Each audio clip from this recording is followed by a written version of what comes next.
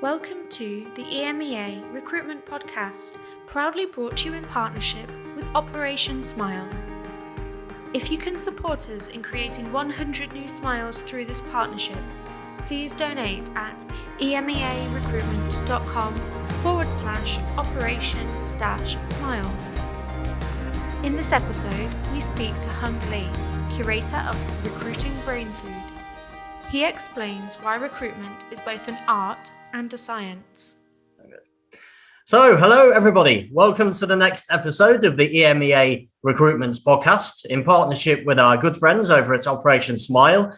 So, as my colleague Rose has mentioned, we're delighted to welcome Hung on to the show today. So, hopefully you can still hear and see me okay, huh? Yep, I can hear you fine, Paul. Thanks for inviting me on the show. No, perfect. It's a pleasure. I'm really looking forward to it. So, we've got a really good list of questions that have come together from internally here at EMEA, but also some externally from our shared network as well. They were quite excited to hear that you were going to be a guest on the show today. So I think that's no pressure on you, Hung, to give some good answers today. Yeah, nothing too thrilling answer-wise from my side, I'm sure. But let's happy to get into it. I'm pleased to see that there's people interested in the podcast, man. That's great. No, really cool. And also we can see you've got a pretty cool kitchen there. Huh? So what do you typically have for breakfast? Have you got some kind of morning routine that starts your day off well? Paul, I've got the most boring breakfast ever because I actually eat the same thing every day. And I've got into it and I haven't actually got bored of it, despite the fact I can tell you I've eaten it every day for the last several years, right? So we're talking consistent. But it's basically porridge with coconut milk, with half a banana, half a pear, bunch of blueberries, and a dab of peanut butter. And that is the breakfast every morning. Well, that's cool. So it's covering a lot of the food groups there. You're getting your protein in, a bit of the carbs, and getting you mentally ready for the day ahead, really. I mean, it's interesting. You mentioned you have the same sort of routine in the mornings. I think I don't know whether you read many books on leaders and advisors and coaches, but I know it's something that people like Steve Jobs, Mark Zuckerberg, Richard Branson all have in common, where they don't overthink certain things, their clothing or what they have to eat. They have quite a boring lifestyle when it comes to that side of things. It leaves more time and space for their brain to focus on the important things of the day. So I don't know whether that was an inspiration for you, or is that just something that's happened naturally in your life, really? It wasn't explicit inspiration, but I do totally respect the idea that you need to stop. You need to spend your mental energy on more important things, for sure. And I think if you're spending too much time trying to figure out breakfast, for instance, then I think that is a waste. Not to say you should eat the same thing every day. I've just found something that works for me. Like, as I say, I don't get bored of it. And I think it's all good for you, in terms of digestion, in terms of energy and stuff like that. So generally speaking, I'm consistent that way.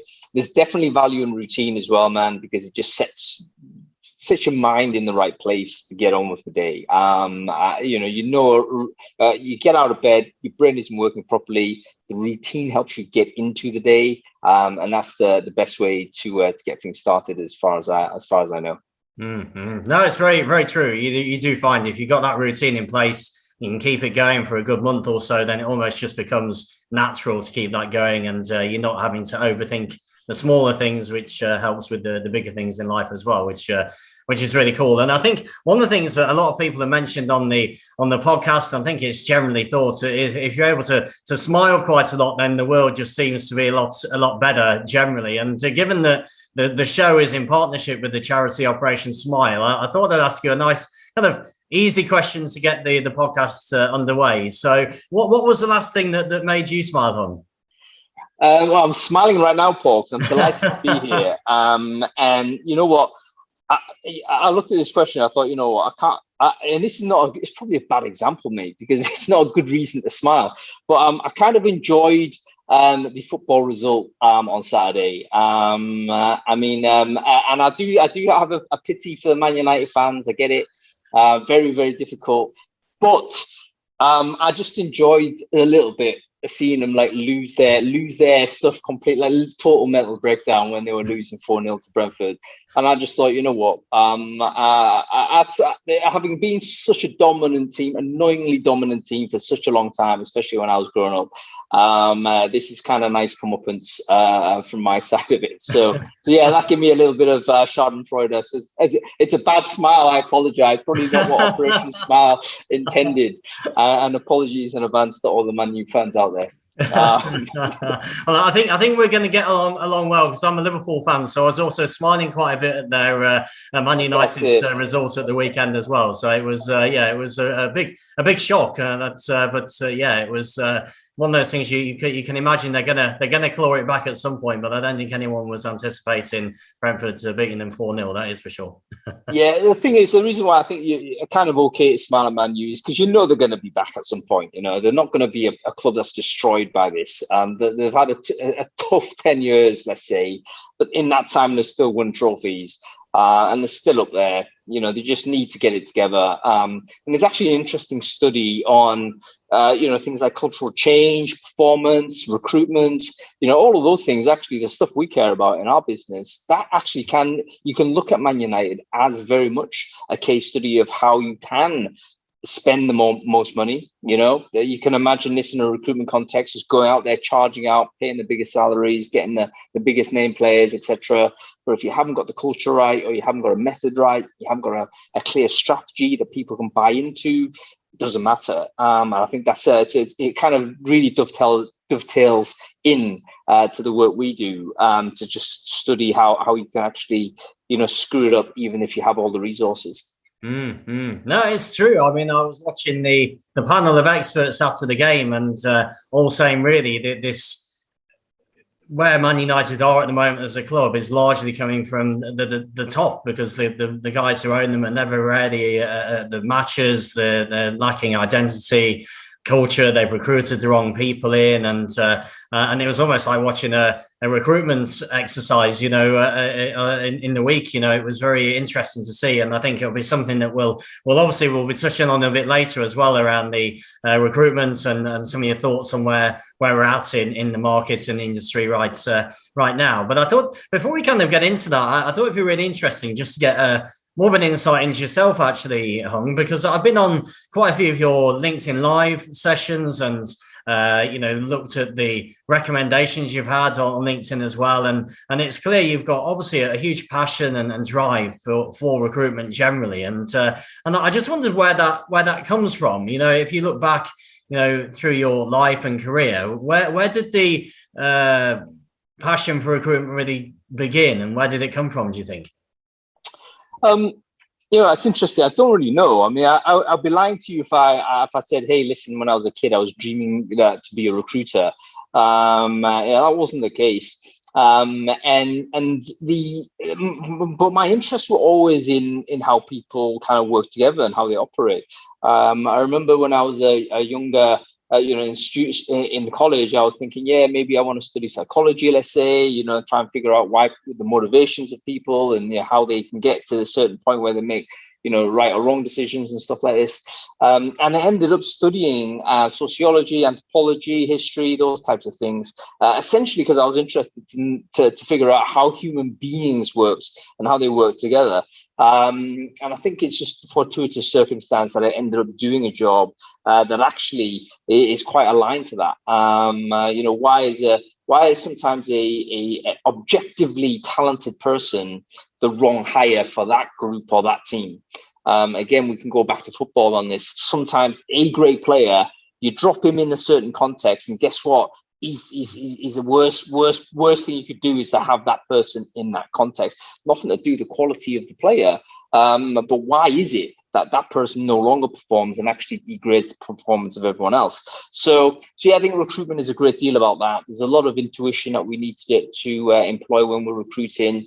There's a lot of science as well. It is art and science, but it is definitely that mix of both, where you get an understanding as to how a particular team or a client operates, how a hiring manager thinks, and that helps inform you as to, okay, now I've got a handle as to what type of person is going to work well with this person. So yeah, I think it just dovetails in well with maybe some academic stuff I did early in the day, but probably inherently I was always into trying to figure out how human beings can fit together. Mm-hmm. Well, what do you think you might have been if you hadn't gone down the recruitment route? What do you think might have happened? Do you think anything random? I mean, I went out at university and like any kind of university student, like zero guidance, zero direction, just applying for graduate recruitment schemes. I could have fell into anything, Paul. Could have been an accountant. That would have been a nightmare. Might have been a tax person. Could have helped me. Might have been a lawyer. All of these like evidently wrong professions for me, which I now know, knowing what I know, are definitely the wrong professions. But I might well have fell into that.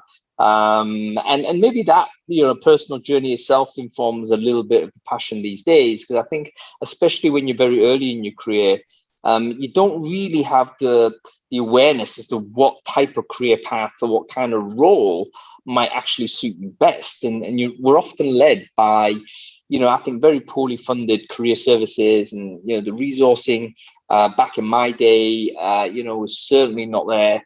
And it was, I think a lot of people have ended up doing the wrong kind of job. A lot of people, and I'm kind of thinking of a few of my mates here who very smart, very hardworking, but that's got them to do an above average job at a job they hate. Yeah, because they're good enough. They're really smart. They can really work hard and get through it, but they're miserable. And I look at that and I think, man, if I was just like working in a career where I'm literally counting the years, do 20 years of this and I'm out kind of thing, that's got to be wrong. That's got to be wrong in terms of how we formulate society. We have to do a better job of aligning people to the work they're good at, the work they're passionate for, and the work that they're actually well compensated for. So those three things, I think, as a society, we've got to try and get right. And as recruiters, we play, a non-insignificant part in that. So yeah. Mm-hmm. I mean, because what you mentioned there is also, I think, relevant to your own background as well. I mean, obviously, you had a number of years in recruitment working for other people, but then relatively early on in your career, realistically, you 2012 decided to go out on your own and be an entrepreneur, if you like. So, I mean, but at that point in your career, you mentioned yourself, you probably didn't know all the risks that were involved in going out solo, and you did take a bit of a leap of faith to do that, so it's a big move, and it's something a lot of people struggle with, taking risks. It couldn't be a big risk like starting your own business or just moving, doing a sideways move or going into a discipline where you've got to learn a bit more than what you might be comfortable with. I mean, it might be good just to get a bit of your insight on that from your own point of view, but also the advice you give to other people when they're in that kind of situation that you were probably in, back in 2012, really. Yeah, I mean, it's I did 10 years in recruiting, right? So I mean, I thought I had a good innings.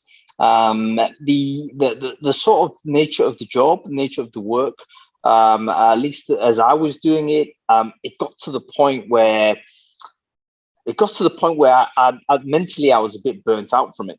I was burnt out from the yearly targets, the burnout from new clients and constantly having to get candidates, all this type of stuff. So the classic things. And I remember very well, like I was actually performing well. I was like top biller in the business, and I had a greatest ever year, etc. That kind of thing. And it was actually at that moment that I realized it was over once I had actually did very well. And it was like, it was almost like that was my target. That was the thing keeping me motivated to say, you know what, I want to get there. Then you get there and you have like maybe 10 minutes of, yeah, wow, I got there. And then it's like getting to the top of the mountain and then realizing now what? And the bottom fell out, Paul. At that point, I realized, wow, do I just reset the target and just another bigger number? Or do I really need to think about other things? And that was basically where I realized that recruitment is one of those, if you're not all in, that's when you're going to start failing. You have to be totally in, because your passion is one of the biggest reasons why you're good at the job. And I just knew at that time, you know what, I need to explore something else that's going to be a little bit more, that's going to just help me grow in a different way. So I quit. I mean, it was a bit of a risk, but probably a lesser risk at the time for me than it was for others, in the sense that obviously recruitment is quite a lucrative profession if you do okay. I did okay, so I had decent amount of stuff sort of put away, and I could take that experiment. And that's the first lesson I would give to people, would be, if you do intend to go out on your own, you need to understand your burn rate. In startup speak, we call it burn rate, because you're literally burning cash when you're leaving a job. You have a burn rate. Like, what is that? And how can you extend that? Is that even feasible to do? And I had some advantages at the time. I had a decent burn rate. I didn't have any people who were leaning on me, that were responsible, and that I was responsible for. All those things factor in. And I just thought, you know what, I could probably have a decent dig at an experiment, because if I didn't earn anything for 6 months or whatever, it would not be nice, but it would still be okay. And that was the fortification I had to go and experiment. As it turned out, I didn't earn anything for like 2 years, so it was like not okay. But at the same time, and any entrepreneur, by the way, anybody set up a new business will tell you exactly this. It's like, how long can you stay in the ring is a big factor as to whether you succeed or not. And this is part of the reason why entrepreneurship remains quite a privileged thing to do.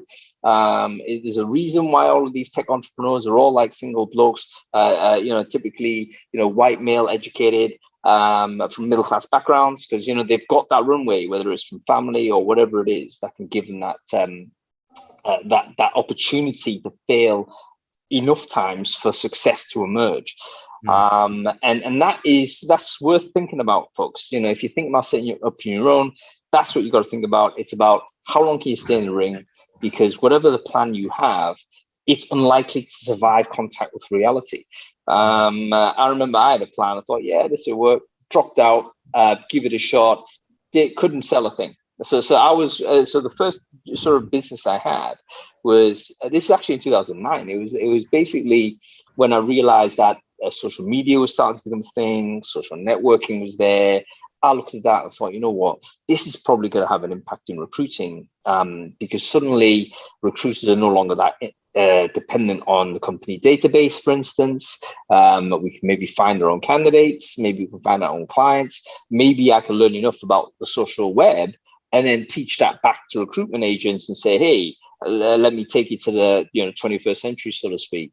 Couldn't sell a dime, Paul. Couldn't sell a thing. It was like, I knew loads about it, but I couldn't sell a thing. And it was really frustrating. And I remember a client of mine, the first client actually, really saved my business, because he said, Hung, I love what you're saying, but you got to de-risk it for me. You got to tell me what I'm buying from this. And I thought, you know what? I know nothing about business, it turned out. It turned out I knew nothing about business. Thought I did, because I was recruiting. I thought, yeah, business acumen. Nah, recruitment sales. It's not really running a business. In recruiting, you're selling very specific and understandable goods. And oftentimes, if you're working continuously, you're not even selling it at all. You're giving your service for free. And the customer really only pays when they hire. So it's like zero risk for the customer. And what I was doing, trying to sell training, was trying to sell high risk at the time stuff for where the customer couldn't kind of ascertain the value. And that led to a real switch in business model. I changed how I was charging effectively. That was the only innovation. And that just changed the game. And within 6 months, I made back everything I burned in 18 months. And that set me on my way. But it taught me a lesson about, so a couple of lessons here then. Number one, understand the burn rate. Number two, understand that whatever plan you have, it better not stay as a plan. You got to get out there and try and sell it. Because that will tell you whether the plan's worth anything or not. Too many people are sitting there planning their business. Mate, you get it on a sheet of A4 and then get out and try and sell something. That'll tell you, right? That will tell you more than any business book or any kind of, deep dives, etc. Yes, you can't be ignorant. You must have some sort of idea, but you get it out there. You got to get into connect with the market ASAP. That will shorten your runway. And the third thing is think about how the revenue model works. So in other words, forget about the service. Like a lot of people who start business are overly focused on the service, right? In other words, they're overly focused on the product and thinking, right, if I get the product right, people are going to buy it. Not really. You need to get the fucking money right. Sorry, you need to get the money right, the in, out of what's happening, and then what is the buying psychology of the person that may be buying that product? How does that person think? Why do they need it? How do you make it easy for that person to try it at low cost? Those are the things that you need to think about. So yeah, I mean, lots of things and these things I think that I struggle. I don't think you necessarily taught all this at school, definitely not through courses, definitely not through business management degree type stuff, because that's all studying case studies that typically be corporate already. If you're starting out on your own and you're hustling as a Del Boy Trotter style, literally boots to the ground business owner, which I think most people should try, man. There's no other lesson other than do it. Just go and do it. Those are the three lessons that I could give anybody that's starting out for the first time, I guess. No, and there's some great information in there, and a few things that I think to pick up on. I mean, I think definitely whether it's starting out a business or looking at a career change, you mentioned about the planning, and people can sometimes just sit there and plan and then just not do anything proactive off the back of it. And I think sometimes when you're doing that, you can talk yourself out of a good idea. If you just keep planning and planning, you're bound to find holes in an idea at some point if you over plan. And actually being proactive and just getting out into the market, speaking to people, finding out what they need, where the challenges are, that's where the opportunities will come. And I think obviously you've talked a lot about the journey to this kind of point, really, and what started you in the entrepreneur field. I thought it'd be good to ask you how you feel now. I mean, obviously you're seen as a recruitment leader. You've got this great Recruiting Brainfood series that's out, and as I say, it's the energy and the information that comes off the back of these things is really great. I think up there with the market leading recruitment series and information that's available. So how do you feel now looking back at everything you mentioned in your last answer? I think, okay, how do you feel like you've made it, or is it how are you feeling it in your head at the moment? Yeah, Paul, I've made it, man. It's all, it's all gravy from now on. No, man. I mean, it is, I can't say, I mean, it is really pleasing to see how it's turned out. It's probably the best way to put it. Because I never intended Recruiting Brainfood to be a business. It was always just a sideline. It was an experiment. It just emerged as a business, but it's turned out to be the best business I've ever ran. And again, it's because I've stumbled upon, methods of doing it that I wouldn't have strategized by overthinking it. So this is why I'm very, very passionate about this concept of just overthinking rather than contact with the environment, contact with the market, because it's through action, that information, that you create more information. Right, it's almost like swimming in a placid lake. If you're swimming, you're creating a wake. You're changing that lake by swimming in it, and that is more information for you. So, from a business point of view, go out there, do something. You get more information coming back. The beautiful thing about Brainfood is that it is ultimately an information product. So the product is at the same time the marketing, which is at the same time the business development, which is the same time. It's the entire thing is kind of like very, very efficient to run.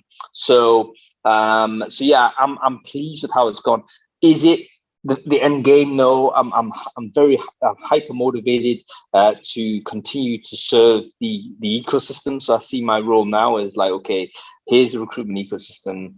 Every person, every organization in there fulfills their role, whether you're an agency, recruitment vendor, whether you're a tech supplier, candidate, in-house recruiter, HR person, hiring manager, whatever, if you care about this thing we're doing, the hiring of people, I consider that as part of the ecosystem that I need to support. So I'm always thinking, okay, what else can I do, or what else is missing that is useful for the audience right now, for the people right now? What do they most need? And I'll throw some darts at the wall. That will be a few experiments I'll chuck out and think, okay, does the audience seem to like this? And then, the ones that don't, they get abandoned. The ones that do will persevere, and hopefully it emerges as something that people can enjoy and get value from. Mm-hmm. No, I mean, on that line, I mean, we aware, obviously, you have your own podcast as well. So you are a bit of an expert at these podcast scenarios. And I thought I'd ask you, if people are new to the show, and this might be the first time they'd heard from you as well. I mean, what is there a podcast or two that you would say, okay, these are bigger ones to check out to give the person a flavor of really what you're all about?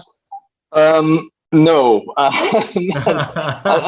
the reason is we never really introduced it. So again, it was not a planned thing.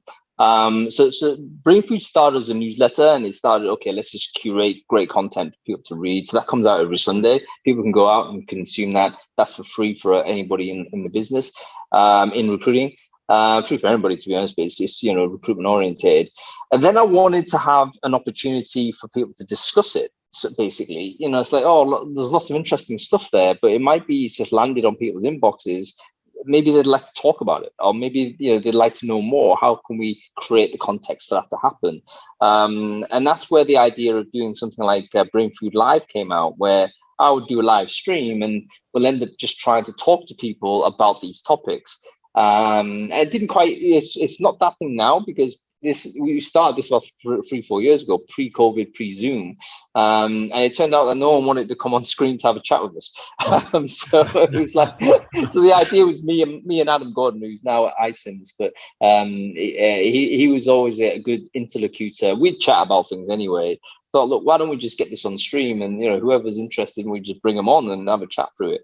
But pre-Zoom, pre-pandemic, no one was comfortable with being on camera. No one actually would turn up. So we thought, right, what we'll have to do is actually just do a more traditional podcast and think about a topic, interview some guests, get some panelists in. And that's what the show is now. It's basically a weekly debate on a particular topic with multiple guests. So we get them in a panel. It's almost like a fireside chat with multiple people, and we'll talk through, a topic. So, for instance, last week we talked about the LinkedIn content feed. How do recruiters get better at that, producing content, and how do they get increase their reach, increase their audience? This week we're going to be talking about changing the culture of a dysfunctional TA team. So oftentimes if you've got a job as a head of department, chances are there might be a problem there. Why does that job emerge? It could be that that's a problem. So you've been brought in to turn this around. Okay, great. How do you do that? So we've got a bunch of people that are experts in cultural change, and a couple of them that are heads of TA that are going to talk about, okay, this is what I did in my previous. So yeah, that'll be a good one to do. So yeah, basically we think of a topic, get some guests in, and there's still a big interactive element. People very active on the chat stream.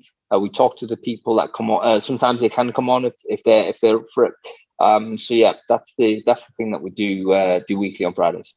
Mm-hmm. No, it's really interesting, and I think it's lined up with really what a lot of the market is really looking for. I mean, there's the majority of companies these days will highlight that finding the best talent and retaining the best talent is one of the biggest challenges they have, and I think for one reason or another, it's another challenging time right now as well. I think you've talked quite a lot obviously about change in the industry, about technology and how that influences things. I mean, I thought I'd ask you really in relation to areas like business intelligence, artificial intelligence, and data. I mean, we're already seeing that is having an impact. I mean, you mentioned Zoom. I mean, that was something a few years ago, as you say, everyone would run a mile from having a Zoom video, whereas now we're doing plenty of these every day, but more in terms of actually the recruitment process. Are there any trends you've seen on that side in relation to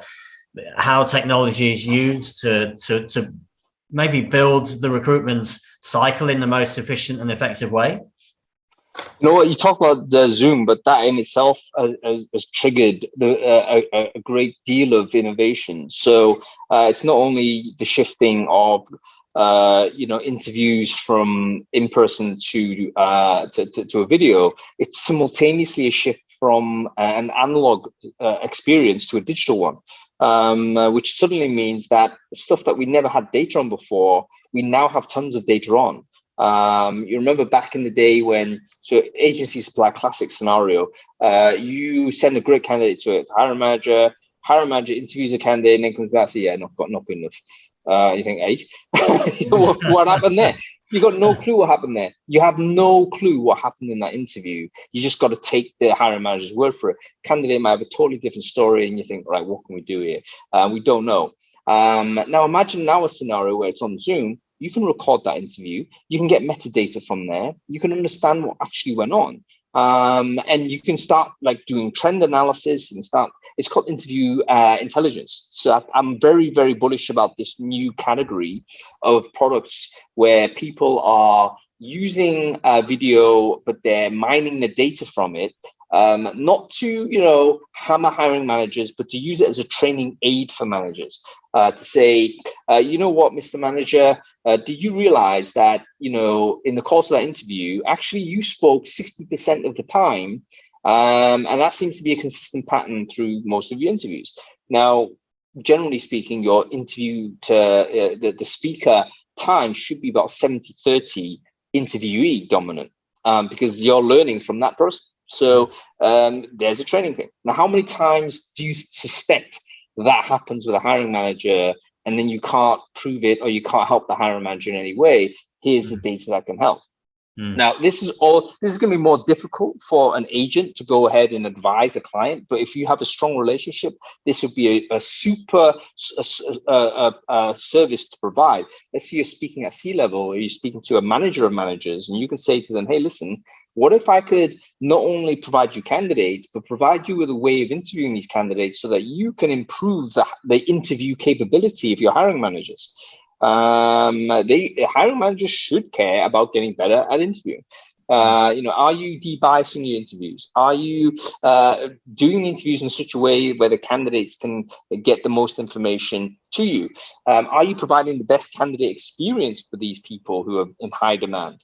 How many times, and people listening here, I'm sure if you think about it, there's always one hiring manager that you dread working for and supplying candidates to, because that hiring manager turns off all these great candidates because they're terrible at doing an interview, right? So what if you could say to the organization, say, listen, we've got this solution that can help you really, using data, really identify areas where people can improve, and where your overall capability of being competitive as an employer is going to be there. You're an organization hiring for a software engineer right now. You need them to come to office. Guess what? You're competing hard for a very, very small number of people. You need to do everything you can to make sure you've got an edge. And I think this shifting of interview from an in-person to a digital format and then applying interview intelligence software to it will give you the opportunity to differentiate. I think it's a wonderful example of how one innovation has triggered other innovations. Now suddenly we can make great use of it. So yeah, that would be one example I would cite. Are there any particular packages that you highlight that do this? So yeah, I mean, there's tons of them. So there are companies like MetaView, ScreenLoop, Equitas. These are all I think they're all UK companies as well. BrightHire in the US. So these are all organizations that have built their services on this, and their pitch to the employers, and I think generally agency, in-house, whatever it is, it's like, okay, this is not about like scrutinizing. It's not like Big Brother scrutinizing people. It's like saying, hey, we need to improve the interview capability of your organization. We've got a method of doing that. Another way of thinking about it might be this. What if you could increase the number of people in your organization that you trust to do interviews? Would you not be better as a recruiting, as an organization, as a as a company that recruits? Would you not be increasing your recruitment capacity if you had 100 potential interviewers compared to 10? Rather than just leaning on those 10 and just forcing them to over diarize and overcommit because they're great interviewers and you're leaning on them heavily. Actually, what if you could distribute the assessment load to more people? Because now you've got a tool that can actually help train more people. I think this gives people, organizations, much more hiring capacity. Imagine, again, to your viewers here, you've got a great candidate, you've got wonderful clients, but you know what? They're really dependent on 2 or 3 interviews, and because they're all stacked up, your timeline is your recruitment life cycle is a lot longer because they're relying on too few interviewers to do the interviewing. So, oh crap, this guy can't be seen this week. It has to be 2 weeks down the line because Andy can't make it until then. Guess what? The candidate's gone. Right? So what you can say to customers with technologies like this is to say, look, we can speed up your interview cycle by getting more of your team trained up to be able to interview. And that's going to increase your speed to hire. In terms of you supplying a service to those companies, not only would you be re-engineering their flow, but you'd be doing more deals, right? You'd be literally placing more people. So yeah, a very exciting situation. I don't think many agencies take advantage of this this method of presenting this solution, but I think they should. No, I think, I to be honest, it's the first time I'd heard that this was out there, and I think it does cover a lot of the things you would look for if you were thinking, well, what's the ideal recruitment process? You want something that's quite uniform, where you've got everyone on the same page, where it's a good level of speed, a good candidate journey, a good experience. So even if they don't get the role, they still speak highly of your business at the end of it as well. And all these things seem to move the process in that direction, which is good to hear, so it's it's something I'm going to look into actually on that side after the podcast now. Agencies are far too passive when it comes to process efficiency. Like we often accept, the customer's actually got this interview process, we just supply top of funnel, and just hope for the best and just like rely on candidate control. Right, try and like manage the candidate. Well, guess what? Candidates are no longer controllable. Our relationship with candidates are a lot weaker because we're not meeting them anymore. So our relationship ability to build strong relationships is compromised. What we need to do, smart agencies will go into companies, examine their recruitment flow and say, you know what, would you want me to figure out a way to speed this up for you? Guess what? Every organization is going to think, yeah, sure, if you can make this faster, we'll be up for it. And that you could even sell that as a professional service, in my opinion. But even if you were able to accelerate it for your own supply, you might as well, that would be a benefit enough. No, and I think it links in about a year or so ago now. We had Greg Savage was a guest on the show as well, and I mean, what the route he was going down was saying, well, the new technologies. A lot of recruiters and recruitment companies fear the new technology is going to replace the recruitment discipline, but that's not. It's not the case. What it's going to replace is the lazy, inefficient recruiters, because it means that recruitment companies now have to up their game. They've got to be consultative. They've got to want to understand the challenges that are going on internally and externally and offer solutions aligned to the one you're talking about here. It sounds exciting. I mean, even if the client doesn't go for it, at least they know that you're thinking outside the box, trying to think of ideas that are going to help them, and they're going to appreciate that mindset, really, I think.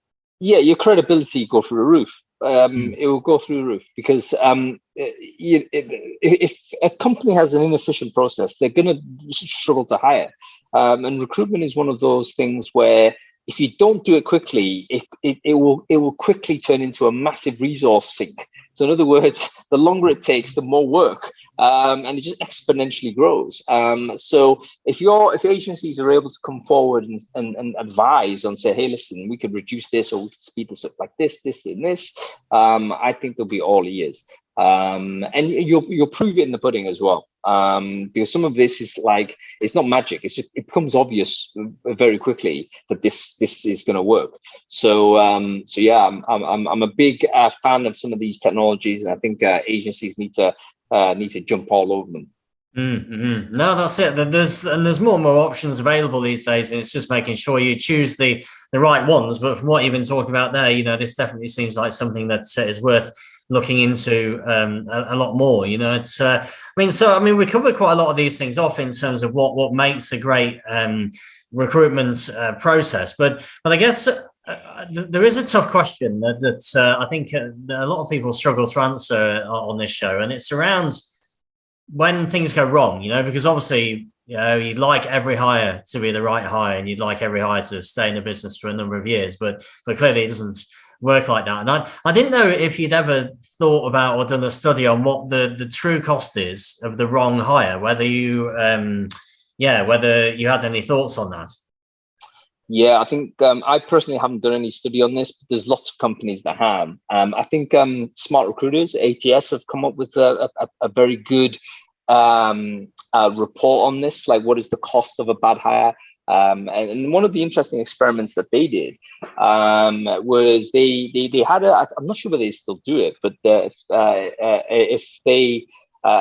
they did, I hope they would continue it. They basically interviewed candidates and hiring managers like 90 days after being hired, with the question, look, knowing what you know now, would you have taken the job? And and a surprising number of people said no, like a very high percentage, something like over 40%. And that's a huge number, man, because if you are in a situation where you're doing a job where you now regret having taken it, there's no way that you're performing at top level for a job like that, right? If the fit's not correct, there's no way you're operating at top level. The hiring manager, I'm sure, replicates that also, saying, bad hire, etc., etc. So there's no question that we need to do a lot better at closing the gap between what the job actually is and how we present it, or how it is presented. Because oftentimes the job is presented to us as suppliers in pretty much a roses and rings fashion. And we don't do enough due diligence to figure out, okay, why is that vacancy there? What are the problems? What happened? Why did the last guy leave? Or last person leave? Get into the depth of it so that we can understand exactly what it is, and work towards, and more honestly placing suitable people for it. No matter what the job is or how bad it is, there's always going to be somebody up for it. The problem we've got is that companies oversell to us because they want us to work the job, and we oversell to the candidates because we want the candidates to drop into it. So we've got a lot of incentives that cause us, these issues. And in the end, ultimately, no one likes to drop out. In the end, it's counterproductive. And yeah, it's something that ideally we would try and do a better job at. No, and I think it's true. And I think what we've seen in the last 2 or 3 years as a result of COVID is that companies are now much more focused on their values and ethics and cultures, partly because I think job seekers are now more focused on the values and ethics of companies when they're deciding what company to join. I think certainly, we started out in recruitment at not too dissimilar time, and I think one of the main things people were bothered about was how much does this role pay. It wasn't there wasn't lots of questions on values and ethics in those days, and I think it's a good thing that now actually companies are starting to put that emphasis on that side of things, where then it brings around more honest and open discussions, and it's not just about what the job is and how much it's paying as much as it used to be, which helps a lot. And with these video interviews and the options that are available to record and to get everyone on the same page, that hopefully helps on that side of things as well. Well, yeah, what we need to understand is that the information that we have and what a job is all interpretations. If you think about a job ad or a job description, it's basically a textual artifact. It's not the job itself. Someone has created an artifact and said, "Hey, read this. This is the job." You know what? There's even in recruiting, the culture or the practices of the job of recruiting, which mechanically is a pretty simple job, but it can be vastly different as an experience depending on what kind of company you join. Right? We all know this is true, and I don't make good or bad type judgments, but it could be vastly different how that job is done. But on the job description, it still says recruitment consultant, basic here, OTE here. So the job description, the job ad, as a textual artifact itself doesn't tell us enough about what's behind what's going on, which is why I think things like video are a tremendously valuable thing. Back in the day, maybe you do an office tour, see the environment. But these days, even if we're all distributed and remote, having your boss record a 30-second, 60-second video saying, look, this is the reason why this job is open, why I'm recruiting. That will give us a lot more than just the document. Just a bit of insight, just a bit of something. So yeah, we could do a lot better job, I think, of just exposing some of the internal operations of the business. And I think, again, that will deter people that you would never be going to fit into that job. So, but it will also attract people that are very motivated for it. So if you're working in a boiler room environment, you still got the phone sellotape to your head and those types of things. Guess what? You're going to deter a lot of people. But you know what? There's going to be a small bunch of people that say, yes, that is entirely what I want. In which case, great. You don't have to process all of those people that were never right, and you don't then need to make the wrong hire and manage people out, etc. But you're going straight with the community of people that are aligned in terms of values. So yeah, we need to basically honesty is essentially more effective in the medium and long term when it comes to hiring people. No, I agree, and I think along the lines of honesty as well. I just want to say it's been a pleasure having you on the podcast today. I mean, I think I've really enjoyed it. I know the network will take a lot from this. The clients internally, external will take a lot from it as well. And it's always interesting to speak to leaders in any field, but especially given our mutual love of recruitment, it's always good to speak to people who are really passionate about this subject as well. So, I mean, I was just going to ask you, if any of the network wants to reach out to you, what's the easiest way they can do that? It isn't actually LinkedIn, surprisingly enough. I know most people say this, but the truth is I've hit the limit on LinkedIn in terms of connections, and I can't connect to anyone else unless I start deleting people.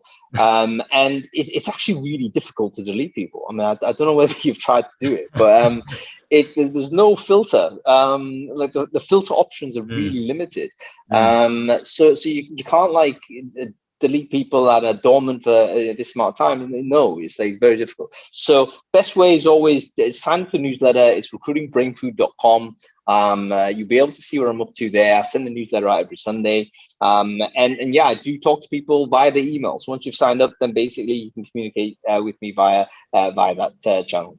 No, excellent. And what we'll do when we post the podcast, we'll make sure we put a link to the Recruiting Brainfood page, and then it'll make it as easy as possible for people to subscribe and be in touch with you, Hans. So yeah, just once again, a huge thanks. I know you're really busy. There's a lot going on in your world at the moment, so it's always great to get 45 minutes of your time and go through this. And yeah, we'll obviously keep in touch and take care. Huh? Yeah, thank you so much, Paul. 45 minutes has flown by. A great chatting with you, man. Yeah, you too. Cheers, Hans. Speak to you soon. Bye-bye.